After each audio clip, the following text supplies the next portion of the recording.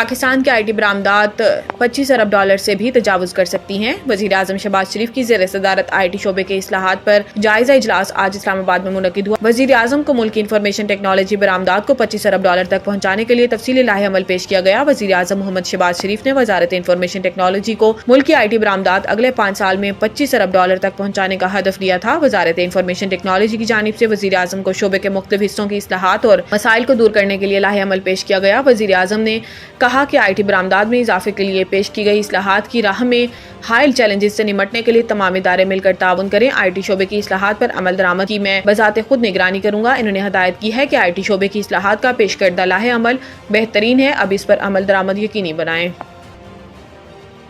پیمرا کی جانب سے کورٹ رپورٹنگ پر پابندی کا عدم قرار۔ سندھ ہائی کورٹ کے جسٹس محمد شفیع کی سربراہی میں 2 رکنی بینچ نے پیمرا کی جانب سے کورٹ رپورٹنگ پر پابندی کے خلاف درخواست پر سماعت کی۔ عدالت نے سماعت مکمل ہونے کے بعد پیمرا کے فیصلے کے خلاف کورٹ رپورٹر کی درخواست منظور کر لی اور کورٹ رپورٹنگ پر پابندی سے متعلق پیمرا کی ڈائریکشن کا عدم قرار دے دی۔ عدالت نے صحافیوں کو عدالتی رپورٹنگ کی اجازت دے دی۔ واضح رہے کہ پیمرا نے چند ماہ قبل عدالتی رپورٹنگ پر پابندی عائد کی تھی، جس کے خلاف صحافتی تنظیموں کی جانب سے سندھ ہائی کورٹ اور اسلام آباد ہائی کورٹ میں درخواستیں دائر کی گئی تھیں۔ سیاست چمکانے کے لیے سعودی عرب پر مذموم الزام تراشی افسوسناک ہے۔ صحافیوں کے سوالات کا جواب دیتے ہوئے اسحاق ڈار نے کہا کہ پاکستان اور سعودی عرب دیرینہ دوست اور بھائی ہیں۔ دونوں ممالک کے درمیان تعلقات باہمی اعتراف پر مبنی ہیں۔ پاکستان سعودی عرب کی ترقی و خوشحالی کے سفر کا بے حد معترف ہے۔ اسحاق ڈار نے کہا کہ پاکستانی عوام سعودی عرب کے ساتھ اپنے قریبی تعلقات پر فخر محسوس کرتے ہیں، کیونکہ سعودی عرب نے پاکستان کی ہر مشکل وقت میں مدد کی ہے۔ انہوں نے کہا کہ اپنی سیاست چمکانے اور پوائنٹ سکورنگ کی غرض سے پاکستان کی اندرونی معاملات کے حوالے سے سعودی عرب پر مذموم الزام تراشی افسوسناک امر اور مایوس کن ذہنیت کی عکاسی کرتا ہے۔ اسحاق ڈار نے کہا کہ تمام سیاسی قوتوں کو اپنے معمولی سیاسی مقاصد کے حصول کے لیے پاکستان کی خارجہ پالیسی پر سمجھوتہ کرنے سے باز رہنا چاہیے۔